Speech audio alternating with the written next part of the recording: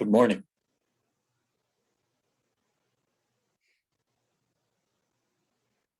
Except in Bulgaria, where it's probably early evening. And some of the other people here who are from I don't know where.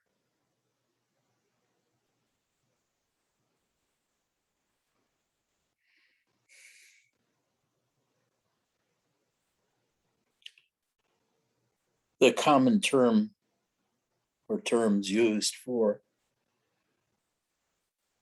awakening are enlightenment or awakening or self-realization. Self-realization,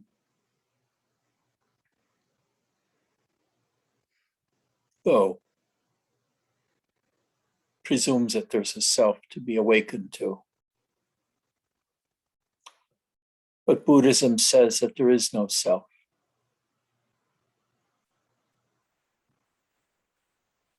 Robert Adams said, "You don't exist.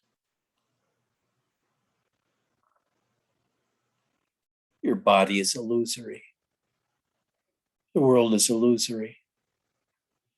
So where the hell is there a place for the self in that kind of scheme?"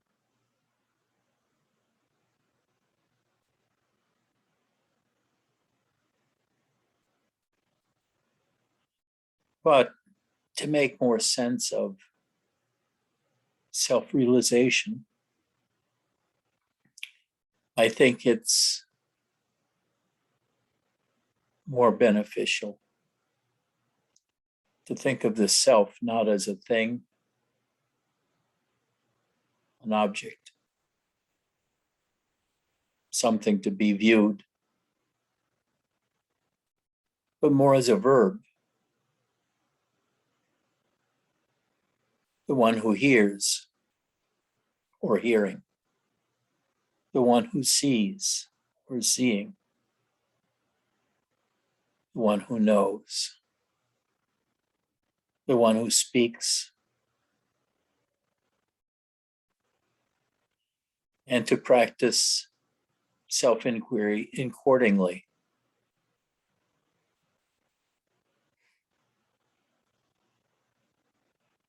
And by that way,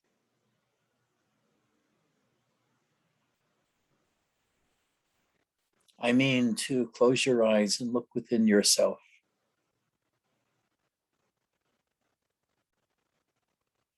And at the same time, try to spot where the hearer lurks. You hear a sound, a bird, a snapping twig,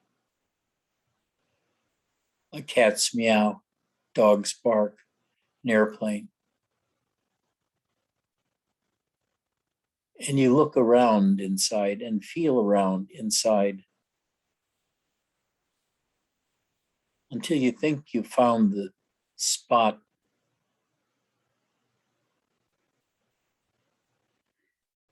inside of you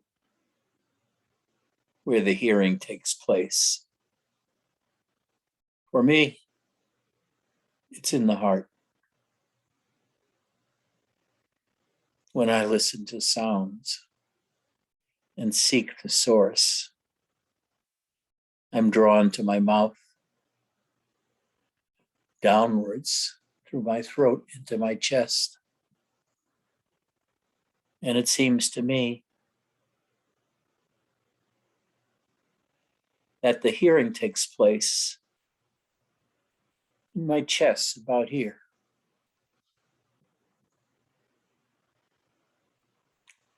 You can do that with all the senses. For example, if I called your name, if you felt inside of yourself and looked inside of yourself with your eyes closed, you can usually locate where that reaction to your name being called takes place.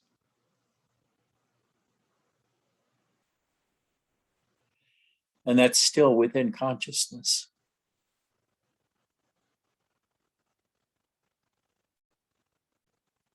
It appears that consciousness itself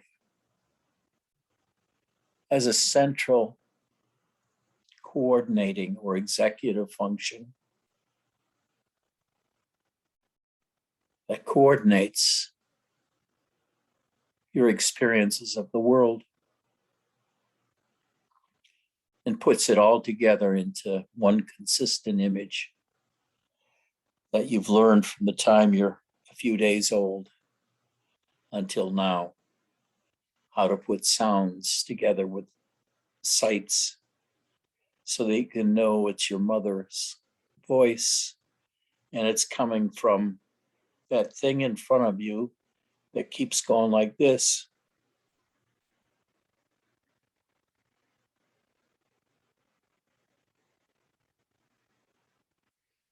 Or when you're hungry, you can feel inside of yourself. Where is that recognition of your hunger? Yeah, your stomach may feel empty, but that's not where the decision is made that you're hungry. Esselina, when I called your name, where did you feel it?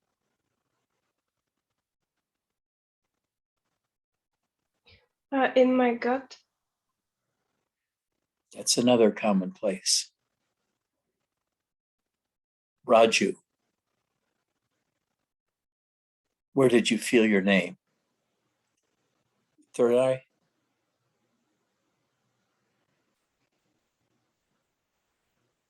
Bernadette. Pretty much in my heart, my chest. That's where I feel most things. Bata. Bata.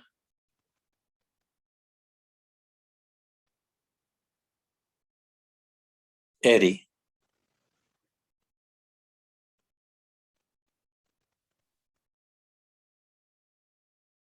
Eric. In my gut. Your gut. You can practice this with all of your different senses. Where do you hear things? If you try to find the source of where that hearing is recognized. For me, it's usually in my chest. It can be lower in the stomach. But when I look down there,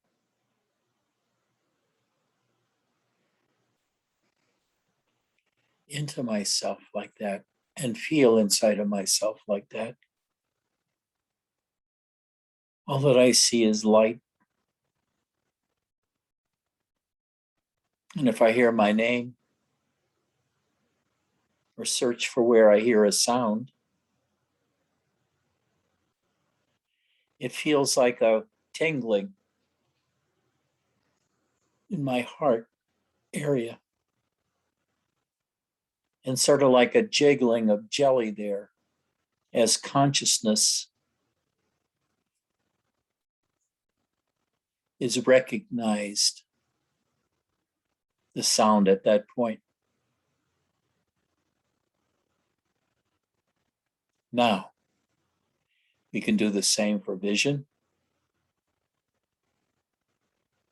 touch. Feel your buttocks against the chair or bed.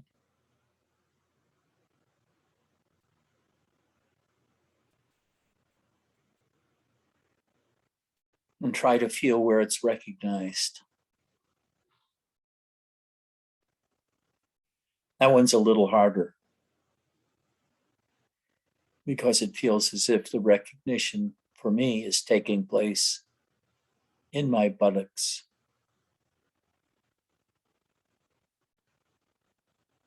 But you get the point. You look and feel for the place where the recognition seems to come. And you can apply that to everything. Where does it feel like that you hear the sounds? Where's the recognition part? Where is it that you recognize your name when it's called?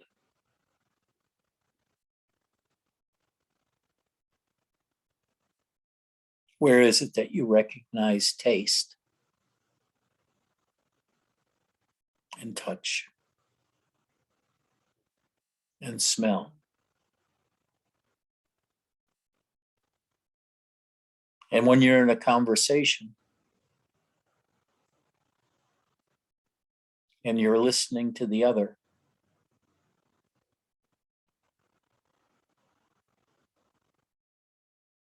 where is the recognition taking place? For me, that too is in the chest. And sometimes the gut.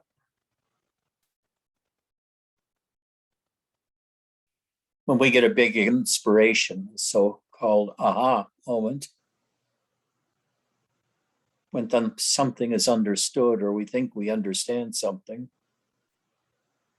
where does that take place? For me, it's in my gut.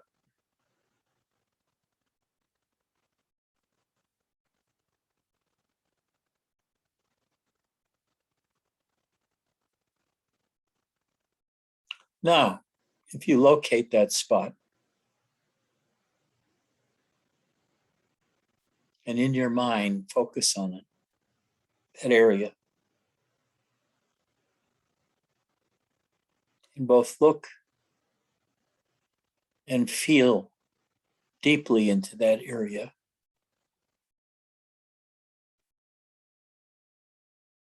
And feel as if you're moving towards it subjectively.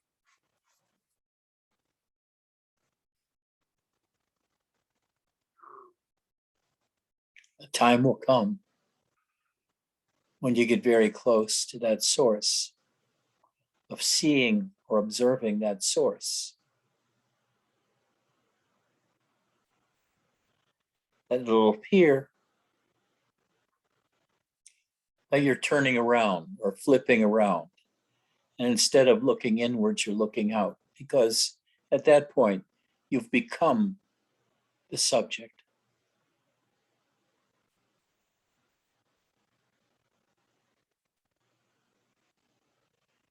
For more than half of the exercise, you've been looking inwards for that twinge that appears to be where the self observes the world, either visually or tactilely, or hearing wise, or thinking wise, or just existence.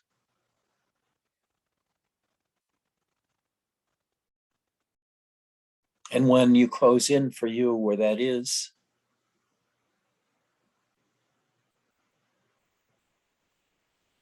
you flip.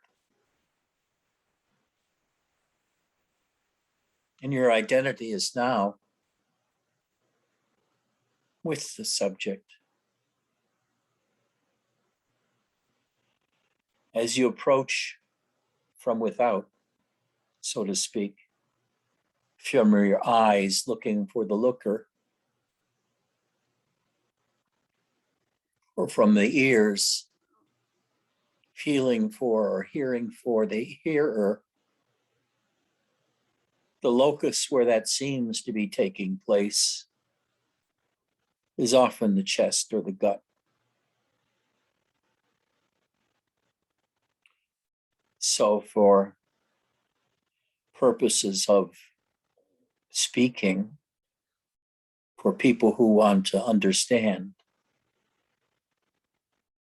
you say that the locus or center of consciousness is in the heart area or the gut area.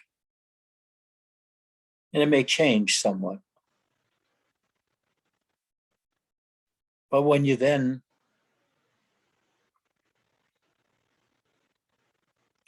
focus on that area with your vision and with your feeling, with your hearing too,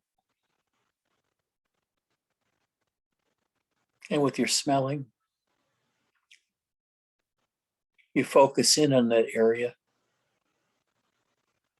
and feel subjectively like you're getting closer and closer.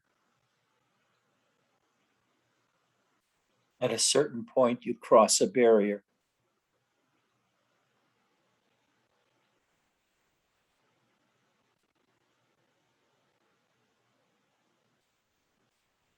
And looking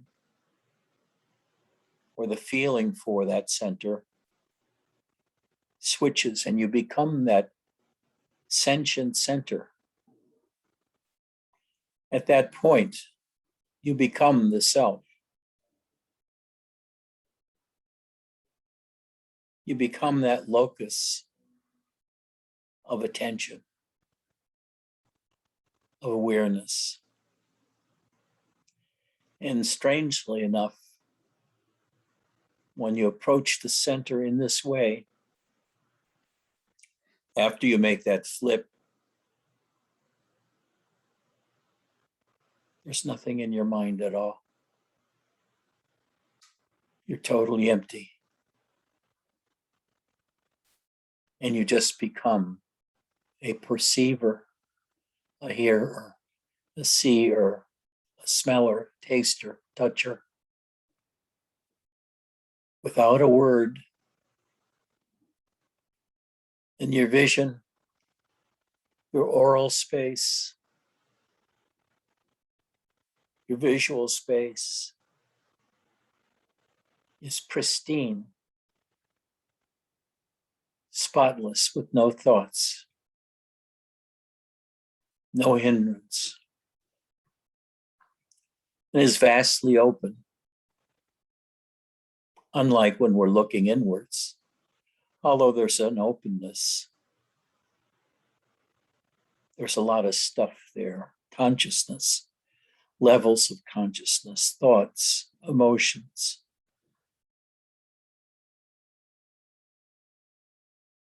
But when we do that switch, when you cross that barrier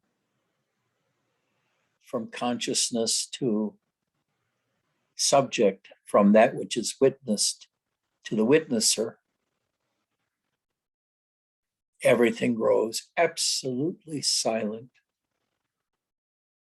in terms of any inner talking or judging or thinking.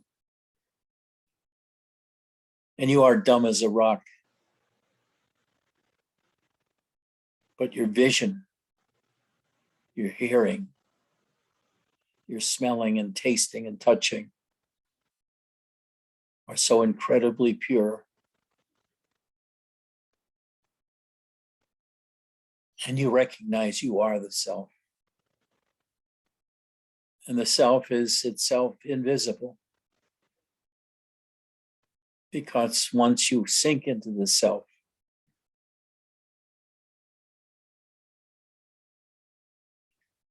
you become one with everything. The source has disappeared as a single object in space and time. And instead, the entire universe is you. The walls are you. The ceiling is you. Your body against the chair and bed is you. Your mind is completely blank. And by that I mean pure. It's not besmidged by even a single thought. And you only become aware after a while of that purity. At first, all that there is a turning around of consciousness and becoming suddenly aware of the totality of you and the world as a oneness. But you don't say that to yourself. That thought does not arise until it does, maybe 2 or 3 seconds or 5 seconds or 20 seconds after you've been in this absolute witness state.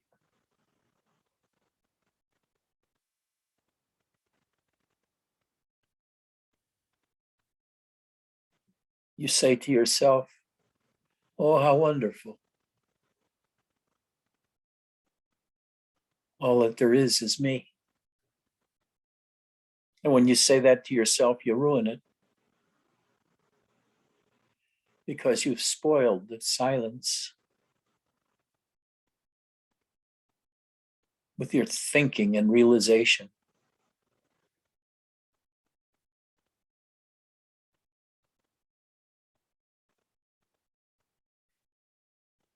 And then you realize that too. And you stop thinking and rest again in the silence of oneness for however long your tendency is to keep it up. And then our natural tendency for movement of the mind and of the body comes back. And once again, we start getting sunk in thoughts and judgments and observations, learning, so to speak, which is so different from the space of turning around from pursuing the self to becoming the self. And the realization is automatic. It happens when we keep looking deep enough, long enough for our source. And when we think we've located it, to close in on that source in the heart or the gut.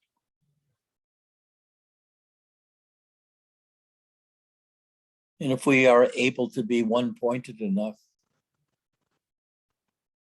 to just be able to approach that place and watch how we turn around, like spinning around instantaneously. And suddenly we're looking out at the universe in silence, in emptiness, and it's pure, unblemished, unpolluted by thought or emotion or fear. It's utterly cool, calm, peaceful. And the enormity of recognition almost blows us over with the depth of silence and peace we feel being at the locality of the self,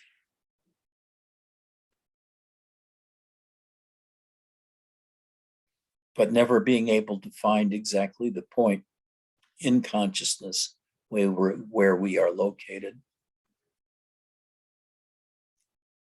That barrier between consciousness and the flip where we become the self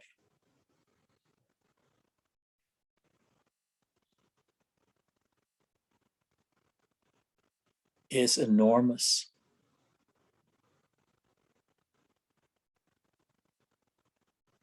It's the difference between observing consciousness and being consciousness. And meditation is mostly about observing consciousness and the objects in consciousness, the sounds in consciousness, and space.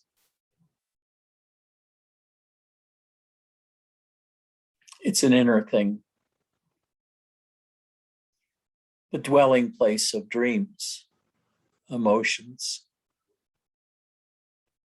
light, sense of beingness, sense of being alive, the sense of being aware.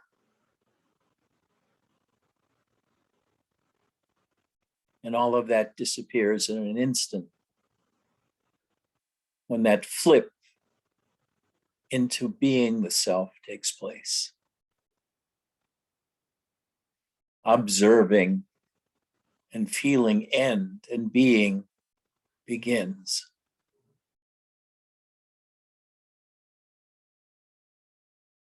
Raju, I would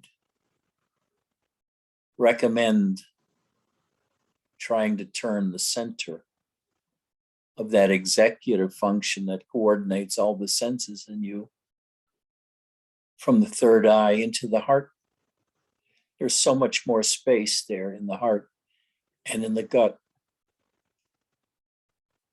to operate than being located between two eyes in that crowded head where the loudspeaker of the mind is constantly talking.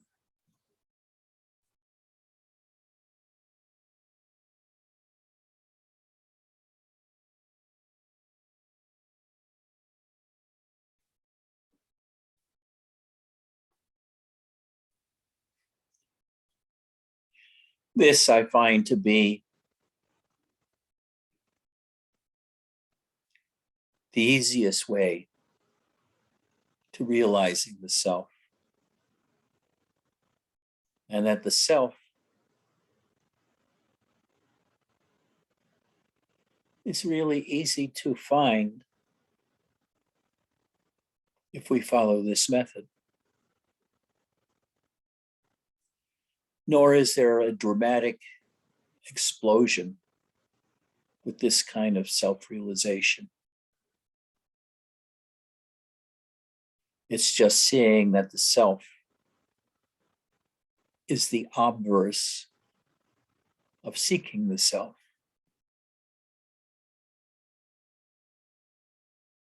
When we do self-inquiry, we're looking within and feeling within and hearing within and tasting within.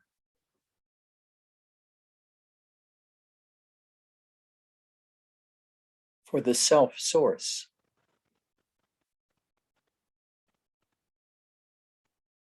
But when we get close enough, by looking deeper and deeper into ourselves and feeling deeper and deeper, the switch takes place.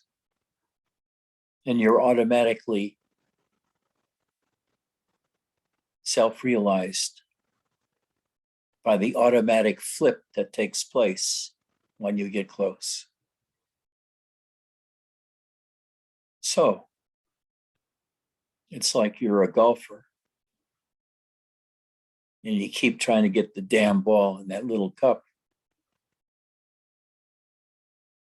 But then the way to do it is to make that cup very large, so that whenever you get close, you drop in. And then you find out that the self of self-realization is not something you've never experienced before, but you finally know what the term self refers to. It's the point or points where sentience switches from being the observer of consciousness to being an observer of the totality from the inside rather than the outside.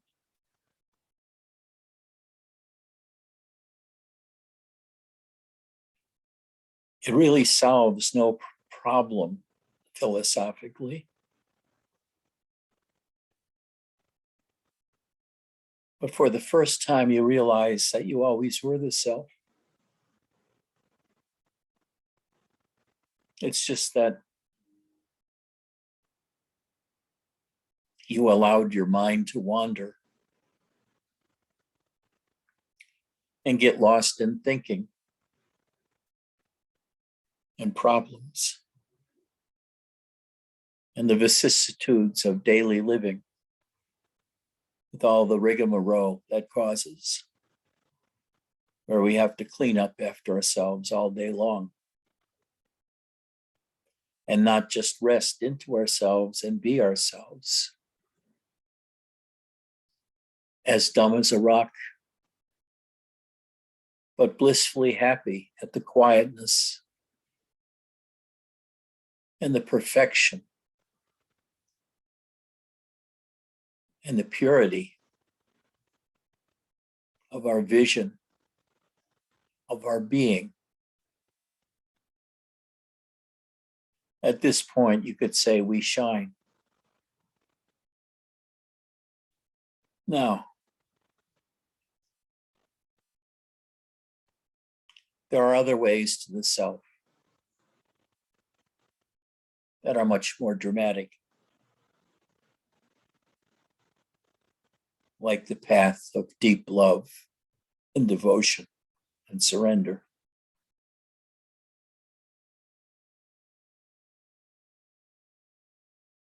I truly love this path.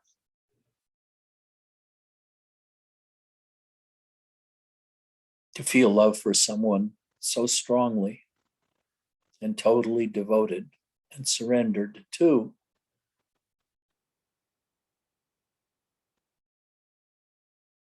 and then to discover that that incredibly deep devotion and surrender was also in your own self there.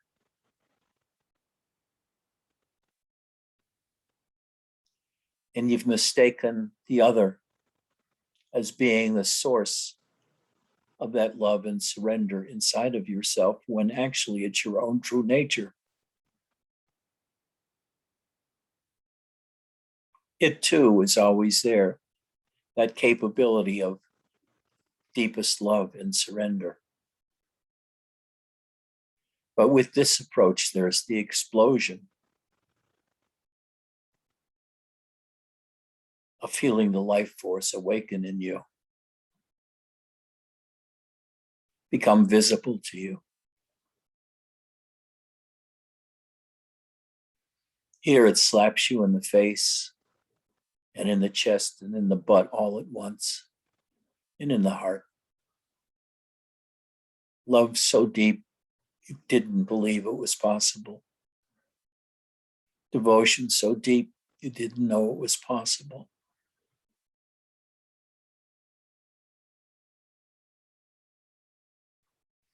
And the explosion of divine energy into your beingness that elevates you to a different world outside of mundane consciousness. A world where everything becomes consciousness. Everything becomes spirit. And nothing is the way it was before, as drab material things. Instead, everything is elevated to being spirit, to being consciousness, to being freedom. And with feelings of attending bliss, sometimes so unimaginably deep, you can't move for fear of disturbing the perfection of that bliss.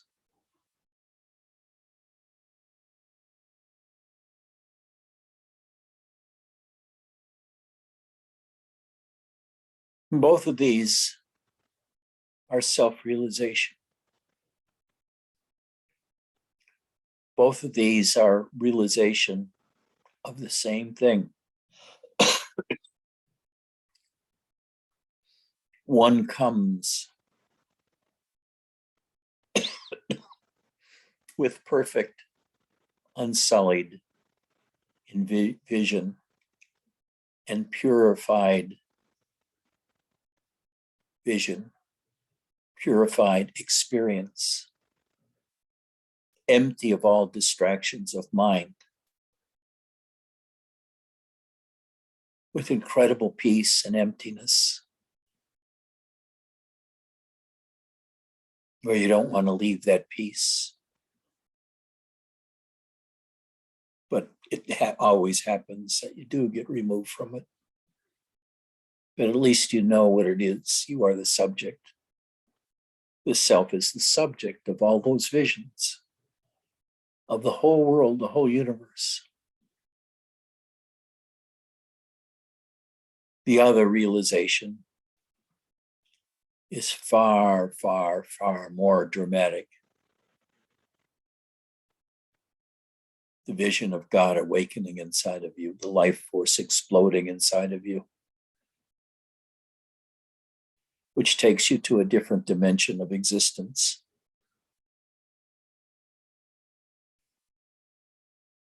Where you become divine yourself.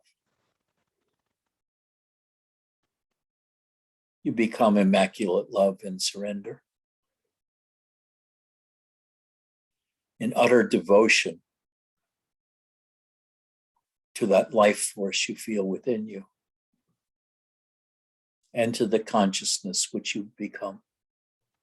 You become elevated now into consciousness. Your body is consciousness. Your mind is consciousness. The world is consciousness.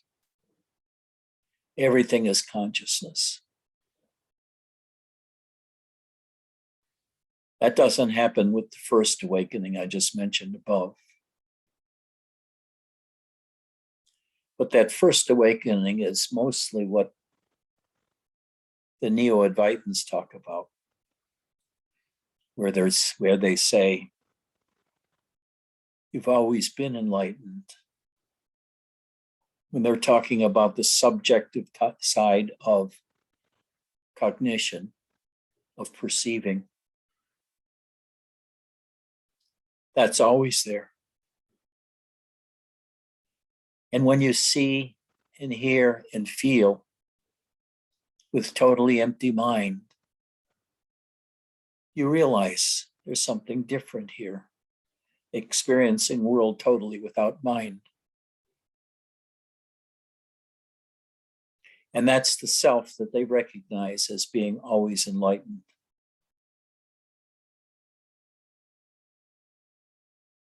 But the much more dramatic enlightenment, where God thrusts himself upwards from your gut into your heart and your head and blows you away, transforms you to a different dimension, the dimension of the divine life. The Neo-Advaitins don't talk about that because they haven't realized that. They can talk about emptiness or nothingness or purity and so forth, but they have no idea of what it's like to find God in your life. The God that is you, your own beingness, that's manifested for everyone to see as their own sense of beingness.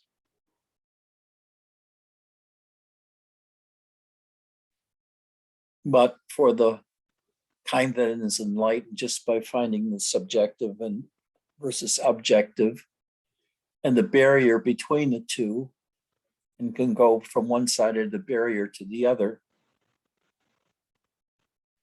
they have no idea about the explosion of God within.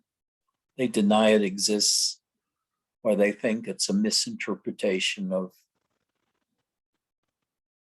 scriptures that they know in a different way entirely. Both enlightenments are worth going to. The third, the one that Robert talks about,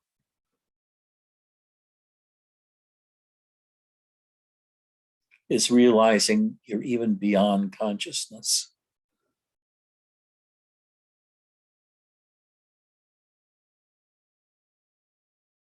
In the first enlightenment, where you go from one side to the other, of looking for consciousness and then becoming consciousness, or becoming the witness.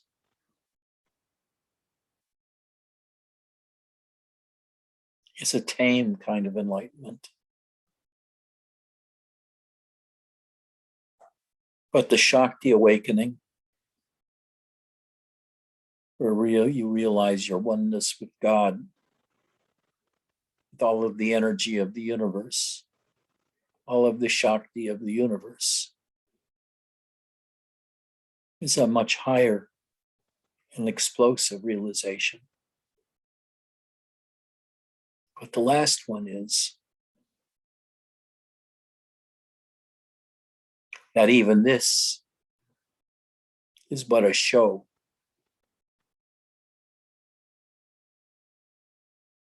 This is but a happening, a chapter in a play.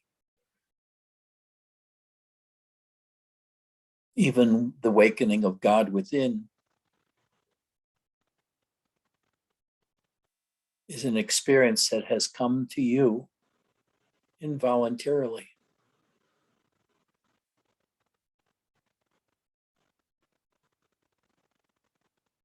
You feel and see and know.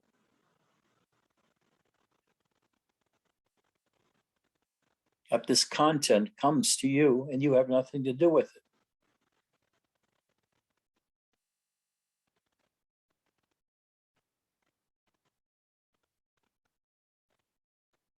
You are beyond consciousness, beyond the world, totally untouchable.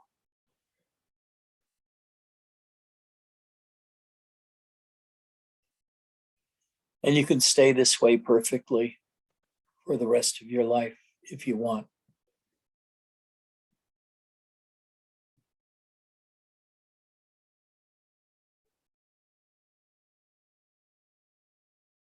Where waking comes to you, sleep comes to you, dreams come to you.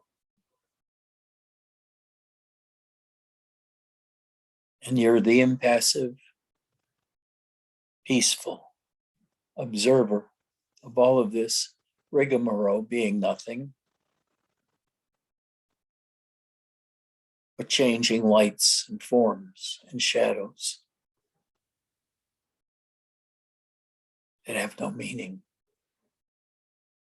and which do not touch you.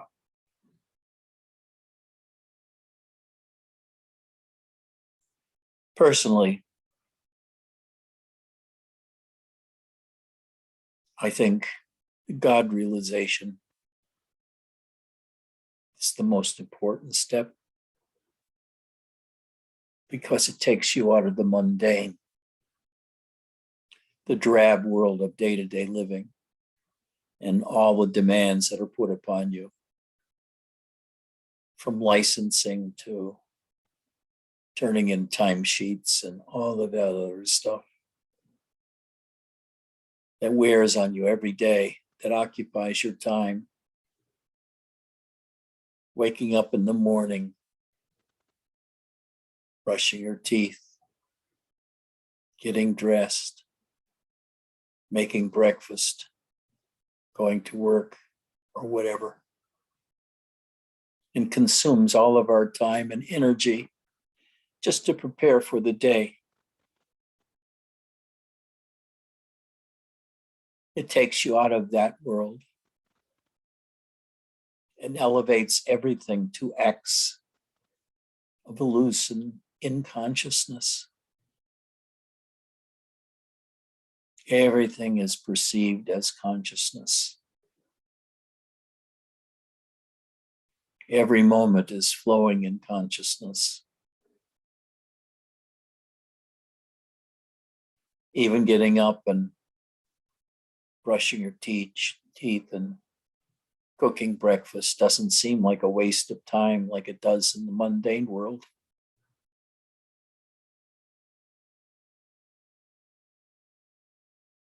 Because you're just happy witnessing consciousness and what's happening there. You experience it along with God standing beside you, which for me at first was a million times larger than I and brighter than I. A scintillating universe of sparkling energies and light.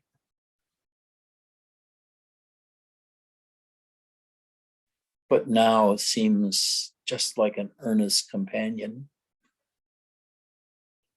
I like to describe him as a happy puppy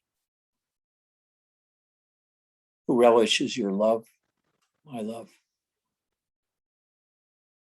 and who loves you back in the best possible way, the most soothing way.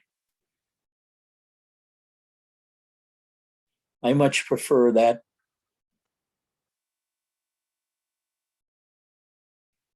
to the peace that comes from relinquishing the world and consciousness and taking the position of the absolute witness.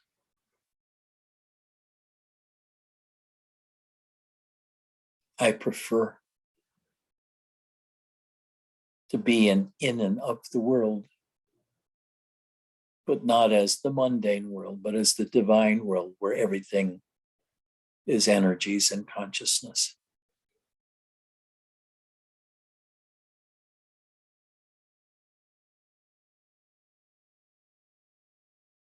It's the choice that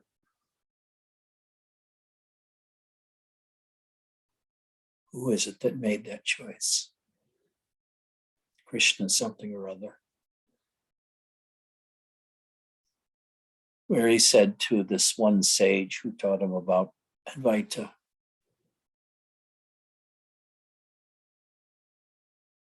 you can have your absolute, but all that I want to do is worship Kali, love Kali, have Kali love me. Resting in a state of love, becoming divine consciousness. So there it is. The whole tamale regarding self-realization, enlightenment, and energies and God. There it is. The whole taco, the whole burrito, the whole egg breakfast, the steak dinner. It's the whole thing. The whole thing.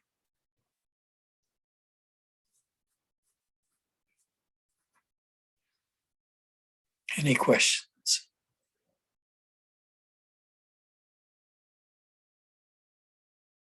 Or comments? You're holding back, Mark. I see you straining. Okay, Ajay, you are correct. You left out from soup to nuts to how inclusive your talk was. A few observations. First of all, great talk, fantastic summation. One observation that I've mentioned before is that when one first begins to and flip around and become the witness, yeah, you realize it's always been there. You realize it's been in the background or whatever, but typically it's really weak, unreliable, and it snaps into the mundane self right away because it is unexercised. It hasn't been nourished by attention and by abiding in it. So that's one point that I think causes people confusion because they think, well, I thought I was in the self and the witness, but it went away so quickly. I guess it was just a temporary experience.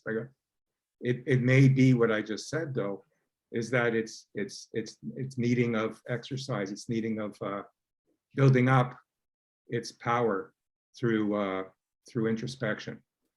The other point is that you mentioned the different techniques of awakening, but my technique appears to be extremely rare, which is that of being able to naturally or easily interact with divine energies without a love interest. You know, I was just able to, the energies found me. They've always been there, but I didn't know their importance. And gradually they became more and more stronger, more and more bigger in diameter until it became everything. So I guess I'm a very rare student or very rare practitioner to have that ability to directly interact with divine energies. And when I counsel others, I need to keep in mind that almost nobody else has this experience. Is that true?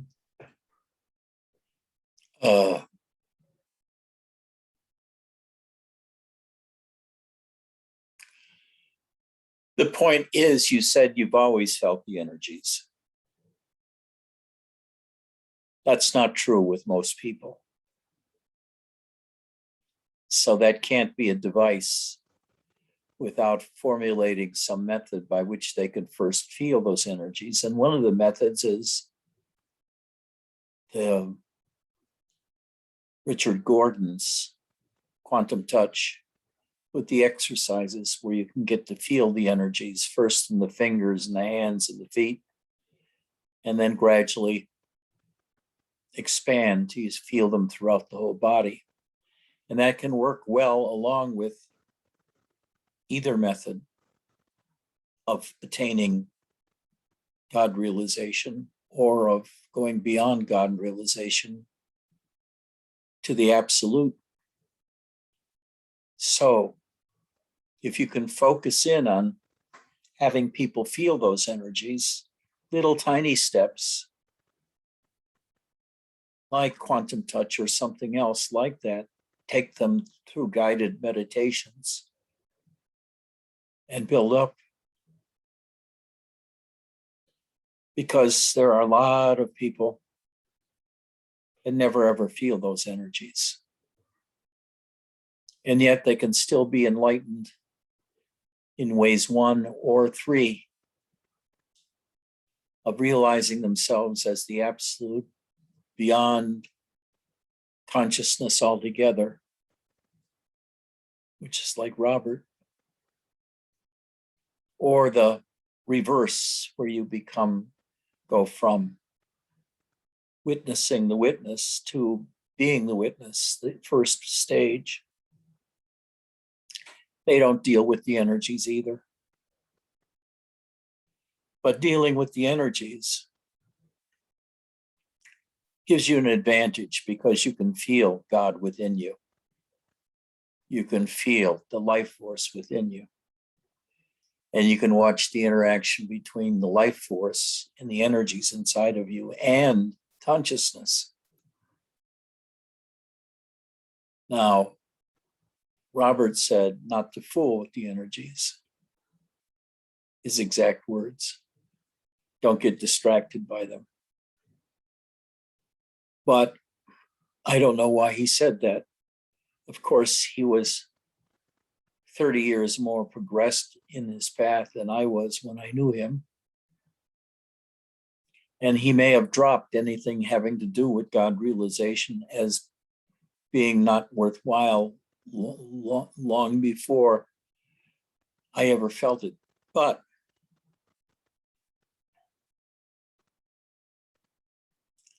in his early days, his early writings, he did seem to be talking about energies, even exclusively mentioned it in self-knowledge and self-realization of divine energies. But he never talked about that later on in his later teachings, his later talks. So who knows? It's all speculation. Nor did Robert ever talk about the energies. I don't know everything. I know shit. The other thing I want to mention is that my practice has changed. So I used to delve into the divine energy, see how far I could go, and it was like an activity. It was pleasurable generally and very calming and everything. But now I've kind of left that behind, and it's more abiding in it moment to moment, you know, like right now is the most important thing. And if these abidances happen spontaneously, if I'm drawn in the progress of a day, then so be it. But I'm not that subject object duality of, you know, me pursuing the energies is kind of evaporating. Well,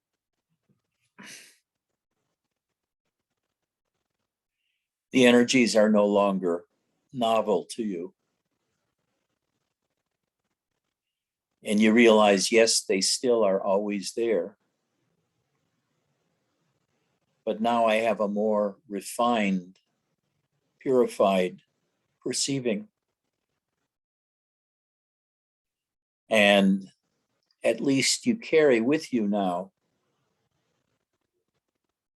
the recognition of yourself as consciousness and not merely the body with a mind. That's enlightenment. It's one kind. I prefer that kind. And like both of us, very few are lucky enough to have a love relationship that enlightens them. And very few have felt the energies from the beginning of when they can remember, and then focused on them to be able to build them into the same kind of awakening to the life force. So all that we can do is ask people to fool around with Richard Gordon's books as baby steps to feeling the energies within, to build them up, and not like he does to use them for healing, but to use them for understanding yourself and experiencing yourself and experiencing God as a stepstone to godhood. Because once you've seen God and felt God, experienced God within yourself as the life force, you are elevated to that same status as the life force. You identify with yourself as God material, as consciousness, not the body, not the mind. The mind sort of drops away and doesn't interfere anymore. It's just there talking like it usually does, doing the things it usually does, but you really don't pay much attention to it. And it does it slower and slower. And it's less distracting. And after a while, it becomes like feeling your foot. No big thing.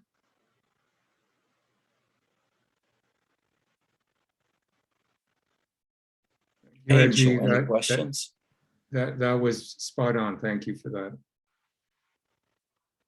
Angel, any questions as a newcomer? I just wanted to start out by saying how powerful that was.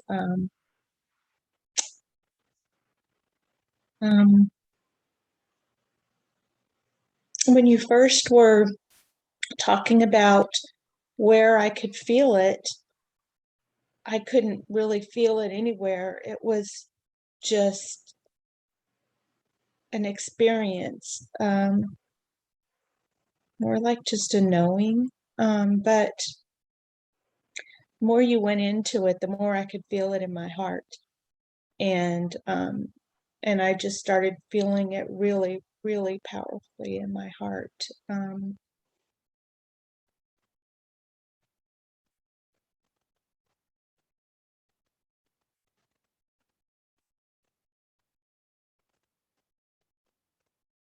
I experience I was really happy to find you online, to be able to be part of a satsang in person, and I just feel so blessed because I've been looking, and I really feel it strongly. I can really feel the energy and the power here, and I just want to say how blessed I feel to be here, and Yes.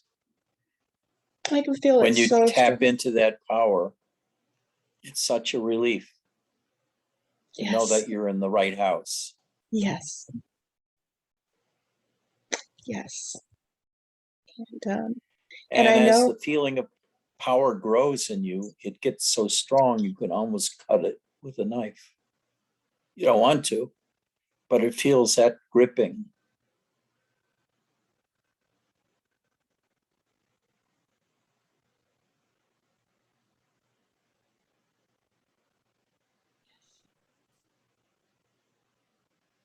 Actually, um, when you prompted my name, yes, it was in the. Can you hear me? It's pretty low. You have to up your volume. How about now? Am I audible now, Ajit? I still have a hard time hearing you.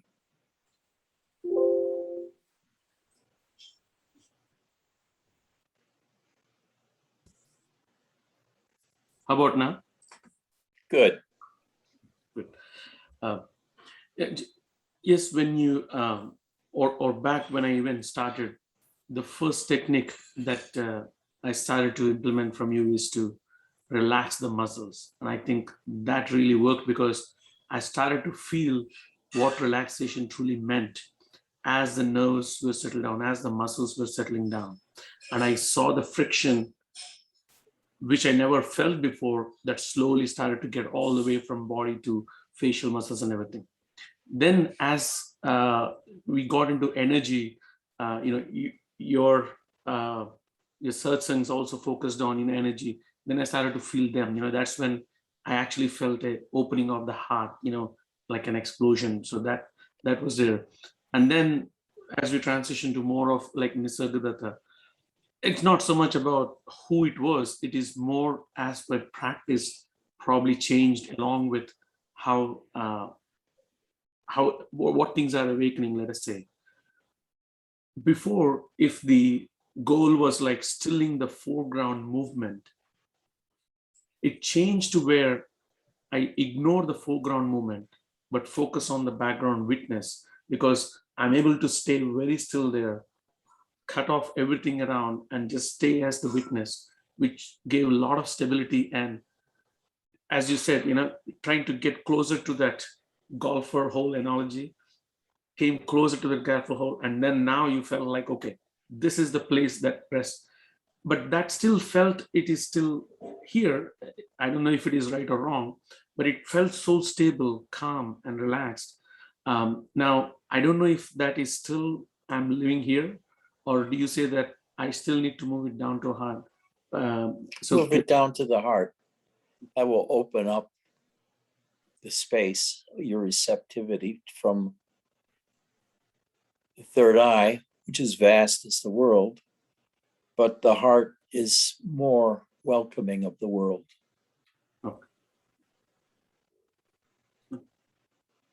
Bernadette, I love your cat. Reminds me of my Gopi, who was one of my favorite cats who died 14 years ago. But she looks young, your cat. We actually adopted 2 cats. They're 9 months old. This one's Orion. He's a boy, and we have Luna. She's She's a somewhere. girl. She's sleeping somewhere. We don't know where she is. We Got can't them find yesterday. And Good. I swore I would never have a cat again. So I thank you for this. Yeah. Having a cat is such a treasure, except when they die. Right. It's so traumatic. You swear you'll never get a cat again because you can't go through it again. But you do, because the house feels incomplete and lonely without a cat around.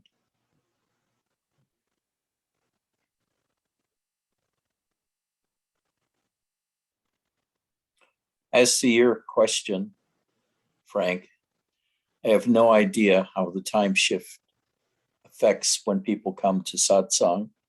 For me, the time doesn't change. We never go on to daylight savings time. So everybody has to change in with reference to mountain time. Or, yeah, just mountain time, Arizona time. So you have to look it up. I have no idea how that works. I've been confused about that since I was a kid. Do we go jump forward or jump backwards? What does it mean to jump backwards or to jump forwards? Leap forward, fall back.